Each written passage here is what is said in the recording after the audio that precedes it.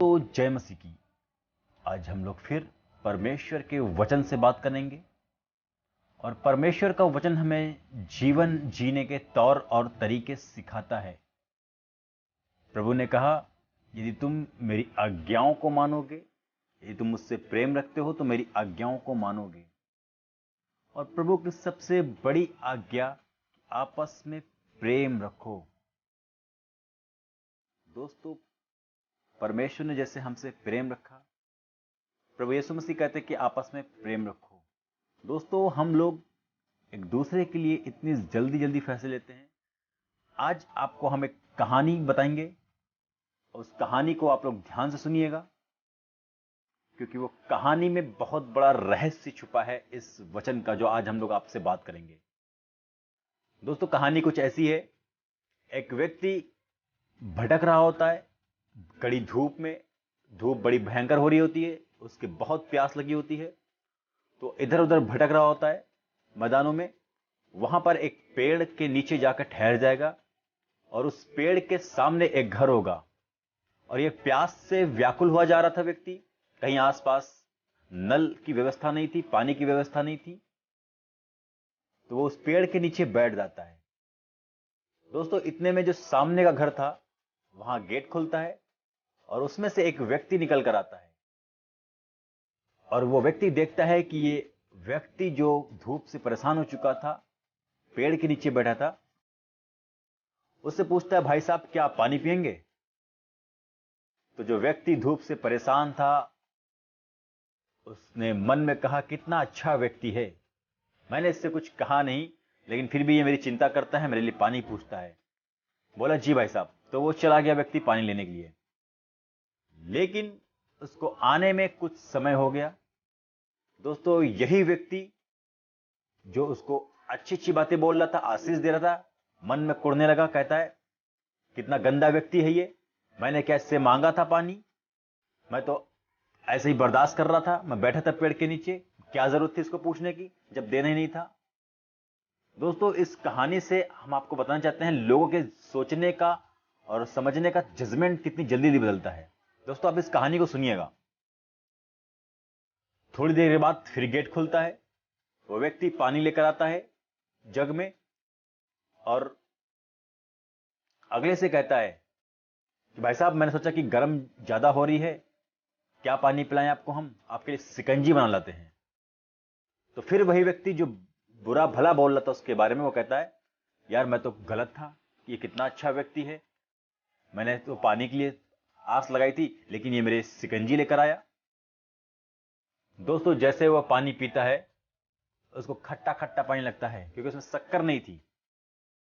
दोस्तों, इसके मन में फिर सवाल उठने लगे, तमाम तरह की बातें उठने लगी, और यह कहने लगा, निहायत ही भद्दा इंसान है कि अच्छा मजाक कर लेता है कि ठंडे पानी में नींबू मिला लाया और कहता है मैं तुम्हें शिकंजी पिला रहा हूं। क्या जरूरत थी शिकंजी बोलने की? अरे ठंडा पानी कह रहा तो ठंडा पानी पिला देता।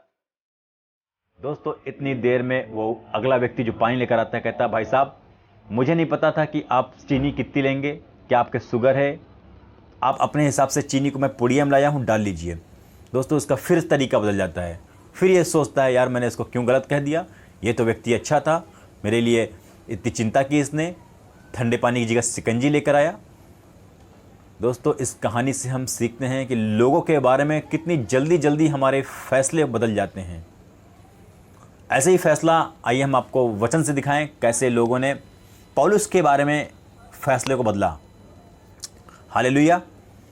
पौलुस यात्रा कर कर जब एक शहर पहुंचता है, हम लोग प्रेरितों के काम 28 पद पढ़ रहे हैं, लिखा है मल्टा द्वीप में पौलुस पहुंचता है। जब वह बस निकलता है तो मल्टा द्वीप कहलाता है, वहां पहुंचता है। वहां के निवासियों ने सुन रखा था पौलुस कितना आत्मिक व्यक्ति है, कितना प्रार्थना करने वाला है, और कितनी कितनी मुसीबतों से, बहुत क्लियर है, कितनी कितनी मुसीबतों से पौलुस को परमेश्वर ने बचाया। तो लोगों के मन में आता है, क्यों ना हम पौलुस को अपने बुलाएं। पौलुस यात्रा करके इनके घर पहुंचता है और प्रभु का वचन कहता है, वहाँ के निवासियों ने उस पर अनोखी कृपा की, बहुत उसका सेवा सत्कार किया, बहुत खाने पीने की वस्तु दी, उससे बहुत सी बातें सीखी। बात करते करते, प्रार्थना करते करते, आराधना स्तुति करते करते रात हो जाती है। ठंड का मौसम होता है, पहाड़ी क्षेत्र होता है। दोस्तों वहाँ पर आग जलाने की व्यवस्था की जाती है, लेकिन लिखा है जब पौलुस ने लकड़ियों का गट्ठा बटोरकर आग पर रखा तो एक सांप आंच पाकर निकला और उसके हाथों से लिपट गया।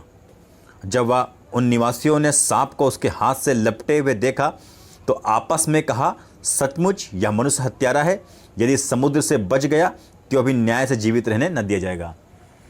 दोस्तों अभी उसके साथ बैठकर ये स्तुति आराधना कर रहे थे, अभी उसके साथ बैठकर प्रार्थना कर रहे थे, अभी उससे परमेश्वर के बारे में सीख रहे थे, लेकिन छोटी सी मुसीबत देखी नहीं कि इन लोगों का जजमेंट बदल गया पौलुस के प्रति। अब पौलुस जो परमेश्वर का दास था वो हत्यारा बन चुका इनकी नज़रों में। उन्होंने कहा परमेश्वर ने इसको दंड दिया है, परमेश्वर ने सांप के द्वारा इसको कटवा के मरवा डालेगा। हालेलुया। दोस्तों जजमेंट हम बड़ी जल्दी लेते हैं। यदि परमेश्वर भी हमारे और आपके बारे में जल्दी जल्दी जजमेंट ले तो क्या इस पृथ्वी पर कोई रह पाएगा? क्या परमेश्वर हमारे किए गए कामों के बारे में धीरज नहीं धरता? क्या यीशु मसीह पापियों पर अनुग्रह नहीं करते? क्या यीशु मसीह ने डाकुओं को क्षमा नहीं किया? दोस्तों मैं डाकुओं की बात कर रहा हूं जिन्होंने जीवन भर पाप और अधर्म किए, यीशु मसीह ने उनको क्षमा किया। क्रूस पर दो पापी थे, एक ने तो लज्जा की बातें कही, एक ने परमेश्वर की सामर्थ को जाना, कहा इसने कोई पाप नहीं किया। उससे यीशु मसीह ने कहा तू आज ही मेरे साथ स्वर्ग में होगा। दोस्तों परमेश्वर पापियों के बारे में भी चिंता कर रहा, क्योंकि हम सब उसकी संतान हैं। लेकिन यहां एक विश्वासी दूसरे विश्वासी से कितनी जल्दी जल्दी जजमेंट, उनके सोचने का तरीका बदल जाता है। दोस्तों वचन में क्या बतला रहा है? अभी जो पौलुस के साथ बैठकर आराधना स्तुति कर रहे थे, एक सेकंड में छोटी सी मुसीबत देखनी, इन्होंने अपना पल्ला झाड़ लिया, उससे पौलुस से पीछे हटने लगे, बोलने लगे ये हत्यारा व्यक्ति है। हालेलुया। जबकि पौलुस के बारे में इन लोगों ने सुन रखा था, कैसे परमेश्वर ने उसे जहाज डूबने से बचाया, कैसे कैसे विपत्तियों से बचाया, लेकिन इनका जजमेंट पौलुस के प्रति बदल गया। हालेलुया। और उसने सांप को आग में झटक दिया और उसे कुछ हानि न पहुंची, परंतु वे बाट जोह रहे थे कि वह सूझ जाएगा, एकाएक गिर के मर जाएगा। परंतु जब वे बहुत देर तक देखते रहे कि देखा उसका कुछ न बिगड़ा, तो अपना विचार बदल कर कहा यह तो कोई देवता है। हालेलुया। दोस्तों मैं आपको बताना चाह रहा हूं कि लोगों के प्रति, विश्वासियों के प्रति आप जल्दी जल्दी जो फैसले लेते हैं ना लें। परमेश्वर की योजना को देखें। इस बाइबल में लिखी हुई बातों के बारे में परमेश्वर ने यूं ही नहीं ये कहानी लिखवा दी। यहाँ पर ये कोई कहानी नहीं, ये कथा नहीं कोई कि बस आपके मज़े के लिए यहाँ पर पढ़ी जा रही है और आप मज़ा ले बस। दोस्तों इससे हमें कुछ सीखना है, कैसे विश्वासियों का पौलुस के प्रति व्यवहार बदल गया। छोटी सी मुसीबत या परमेश्वर ने हो सकता है जांचा परखा हो। हम निरंतर आशीष देते रहते हैं, प्रभु तुम्हारे जीवन में ये करे, प्रभु तुम्हारे जीवन में ये करे। क्या उनको फलता हुआ भी देखना चाहते हैं हम? हालेलुया। तो दोस्तों मैं इस वचन से आपको ये बतलाना चाह रहा हूं कि परमेश्वर के फैसलों को हम लोग समझ नहीं सकते हैं, कि प्रभु ने कहा तुम्हारी चाल में और मेरे चाल में अंतर है।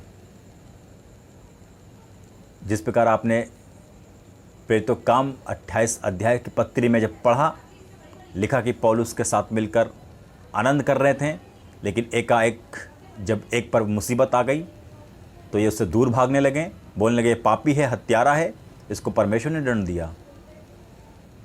दोस्तों यीशु मसीह के वचन में लिखा है कि जब मैं बंदी था, मैं जेल में था, तुम मुझसे मिलने आए। यह वचन यहाँ पर बतला रहा है कि हम विश्वासी जितने हैं एक दूसरे के प्रति ये ना सोचे कि इसने कोई पाप कर बैठा है, कोई गलती कर बैठी इसलिए इसको दंड मिल रहा है, इसलिए जेल में बंद है, इसीलिए ये पकड़ा गया है, इसीलिए इस पर विपत्ति आई है। दोस्तों परमेश्वर ने कहा तुम सुधि लेना, क्योंकि मैं जेल में बंद था। हालेलुया। वहाँ पर किसी व्यक्ति की बात नहीं कि यीशु मसीह ने कहा मैं जेल में बंद था। जो मेरे नाम से जाता है, जो मेरे नाम से पकड़ा जाता है, वो मैं हूं, मेरे लिए करता है वो। और हमारा नजरिया विश्वासियों के प्रति कितनी जल्दी बदल जाता है। सो दोस्तों, आप इस वचन से आशीष पाएं। मैं प्रभु का धन्यवाद करता हूं कि परमेश्वर ने इस वचन को मेरे मन में डाला ताकि आप सब इससे आशीष पाएं। प्रभु आपको बहुत आशीष दे। जय मसीह की। आमीन।